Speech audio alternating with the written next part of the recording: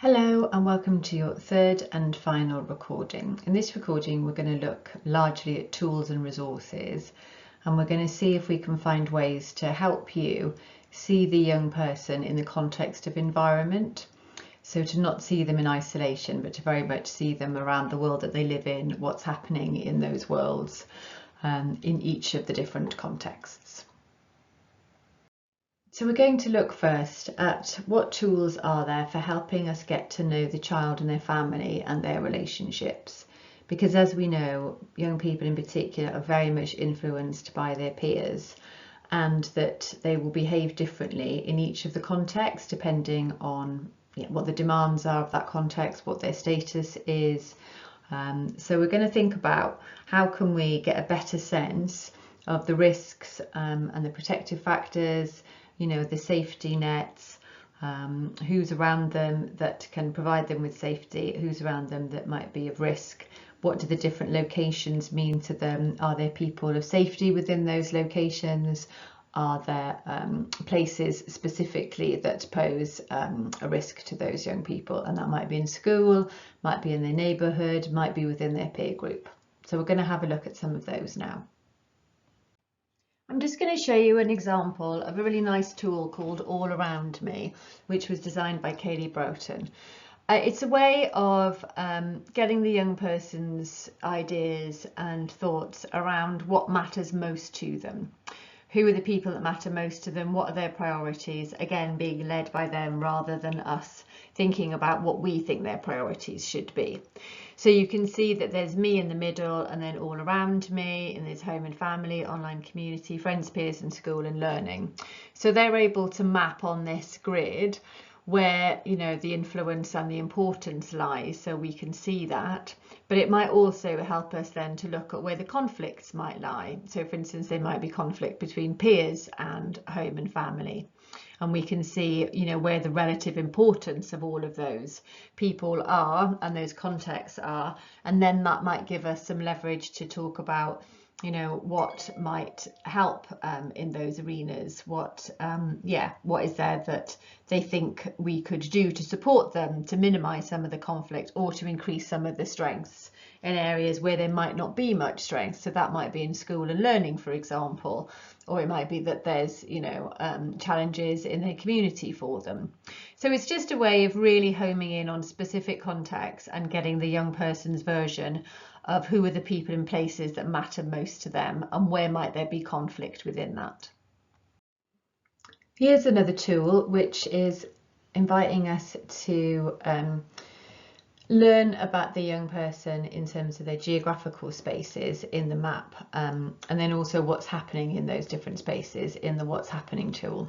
So if we look at the map first, the idea is that we print off or have a visual representation on an iPad or something of a context. So this might be your school, or it might be the area, might be Thurrock. So either way, you have the mode at which the young person would like to view it in, and in essence it's about them being able to share with you where they feel safe and where they don't feel safe. So there's another example of this a little bit further on where I can give you a little bit more detail from another young person's map. But it's being able to, physically walk around the school, for instance, or physically walk around Thurrock and have that young person say, yeah, that shop, I don't feel safe around that shop. There's some people there who harass me, or I don't like this bus shelter, or there's a really nice person who lives on the corner who I always say hello to, who seems really friendly. So you're starting to get a good sense of where the safe spots are, where are the places they need to look out for themselves, where are the places of safety, who are the people of safety around those areas.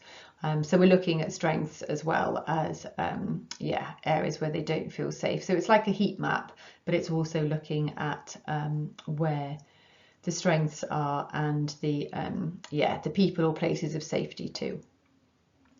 So the What's Happening one is about getting an understanding of strengths and vulnerabilities across all of the different contexts and the domains. So what's happening in my home life at the moment that's good? What's happening in my home life that's not so great? What about in school?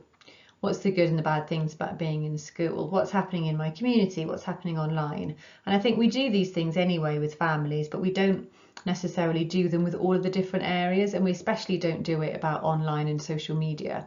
So it gives us the opportunity to very specifically look at all of those individual contexts, and then we can have a much better understanding across all of the different areas that influence young people's lives. Here we have an example of Ben's map, which was done with his grandmother once he refused to go to school. So this is something that we can do with carers to help them get an understanding of what's happening in that young person's world. So you can see that Ben chose these different emojis. There's the stars for the people who look after me, there's the glasses where you have to keep your eyes open, there's a cross where you never want to go there again, and then there's the symbol for where Marcus was killed. So this is a young man who had his friend killed within the last kind of year. So Ben was able to show this was his walk to school and this was his bus route. And all of the different areas within that, which were, you know, good, bad, protective, frightening. So visually, you can get a really good sense of that kind of the layout. And it meant that from his grandmother's perspective, she got a much better understanding of why it was that he was struggling. Because, you know, here when you look at it, it's very obvious, isn't it, about, you know, what's happening for him and what that's like on a moment-to-moment basis. So, you know, you can do this equally in other settings. I've seen some done in schools, for example, where, you know, a stairwell has been highlighted as, yeah, you're likely to get harassment when you go down there, or children avoid those places because they feel frightened, or there's a toilet block that they don't like. So, you know, this is stuff that you might not get verbally told, but it might come up if you start to use more sort of visual tools. And deliberately ask young people about what their experience is in those places. So here's another example of how it might look. So here you see you've got a map, and they've chosen red, amber and green for places they feel safe or not safe. So, you know, the red zones might be what they've said are the areas of danger, and so that might be where you highlight your intervention. So this is considered to be a level 1 assessment because it's very much looking at the child and the family in the way that we already work. But you could then take that information, especially if you were to do this with a number of young people and they were all saying the same thing, into a level 2 intervention where maybe something is done about that specific place or area. There are many reasons why it's useful to do this safety mapping exercise with young people. The first one is that it gives you a really good understanding of how that young person relates to a particular area. And that might be, as I said, you know, it could be a pupil referral unit, or it could be a street, or it could be their area in general. And you can use it as then the basis of a safety plan, which is then fundamentally led by them. So that's, you know, fits with the sort of value base that we've been talking about. And then if this is done across the authority with a number of young people, you might start to find an emerging trend about particular areas or issues that are affecting young people. So some suggestions from the networking site about things to ask yourself. Do you know where the young people spend time in your area? Where are the schools? What are the transport routes? How do you feel safe or unsafe in those areas, and why do you feel like that? And how might that young person's perspective be different to yours? Because I will feel very differently in a park, for instance, compared to my husband, because he's male and he has different experiences and different messages and different levels of harassment, and, you know, he's treated differently to me. So, you know, each of those young people have an identity, and that identity may dictate that they are treated in a particular way depending on race or gender or disability. So we need to be really careful to think about discrimination and how, you know, that might be influencing how safe or unsafe young people feel and are actually in those spaces. So maybe you could make some maps with other professionals to see how you have a different perspective on it. Maybe the police could give you a whole, you know, different perspective on those areas. You also need to be very clear with the young person about what you're going to do with the information when you get it. So how is that going to be used, and discuss with them, you know, the confidentiality around it, because if they are you know, being abused through criminal exploitation, for instance, there might be some real risks for those young people around this information. So it needs to be laid out very clearly why you're doing it, who's going to see it, what you're going to do with the information before you embark on this particular activity.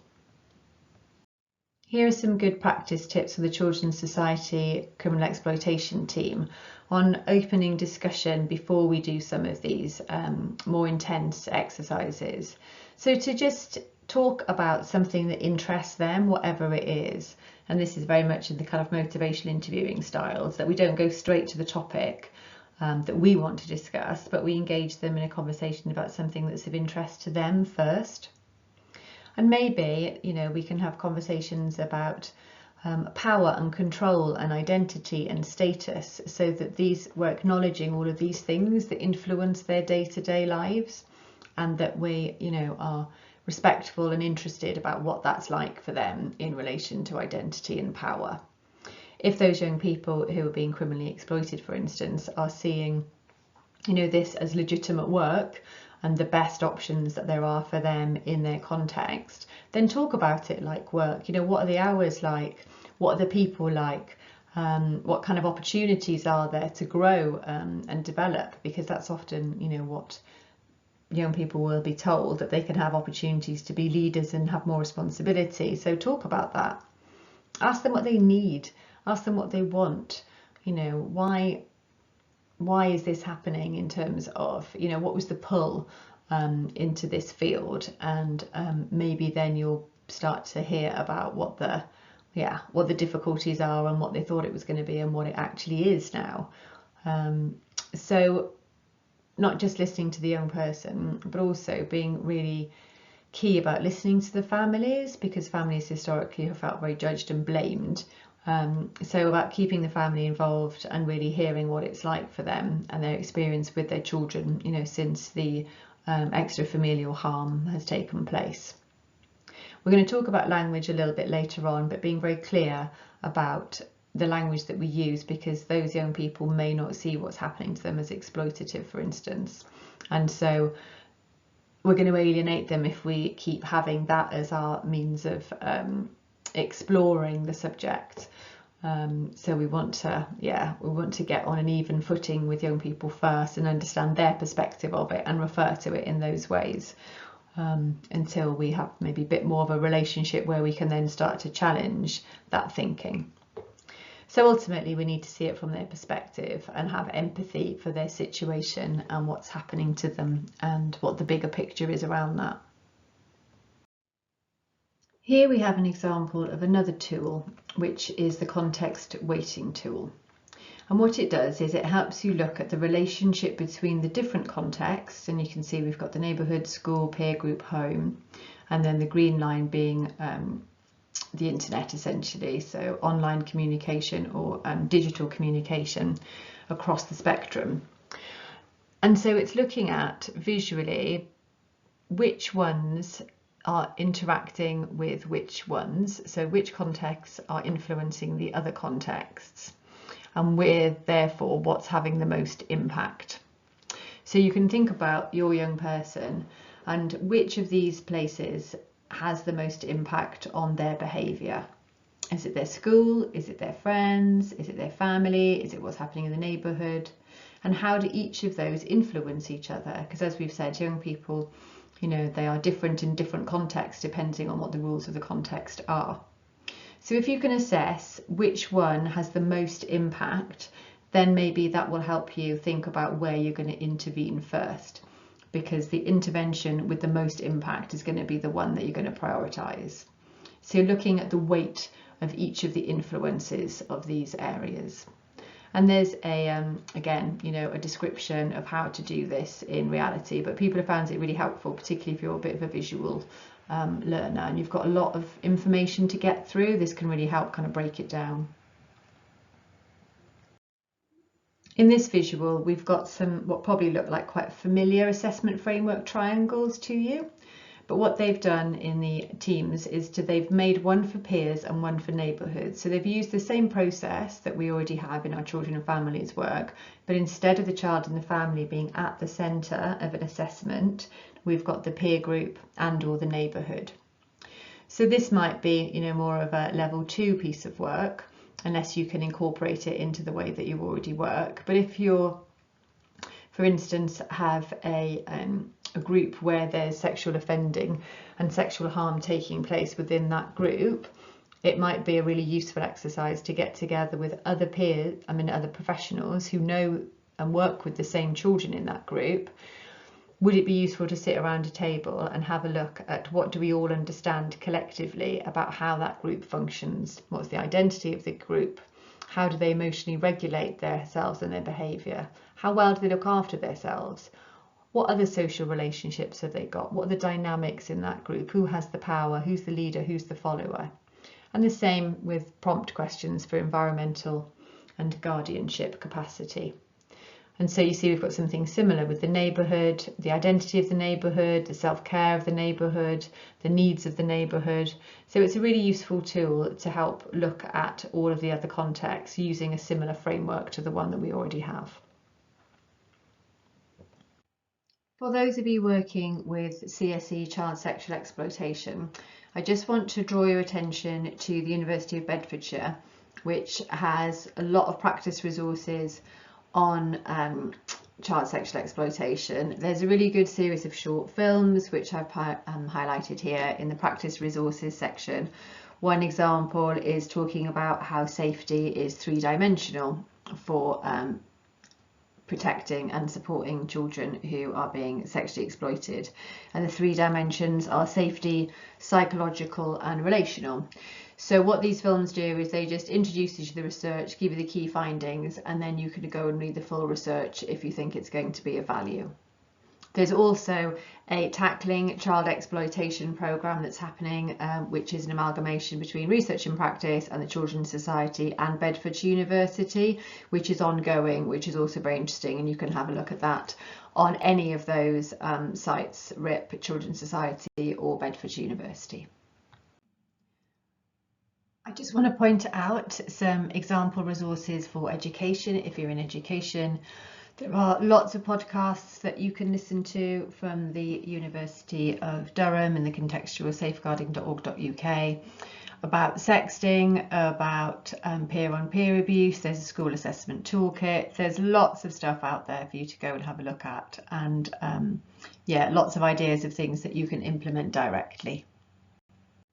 Another example of a toolkit, if you're in the voluntary sector, there's a toolkit specifically for you called Towards Safety Wheel, Considering and Discussing Safety, which again is really good. There's so many resources on here that I can't list, but yeah, no matter what sector you're in, there are resources available for you at the University of Durham Contextual Safeguarding website.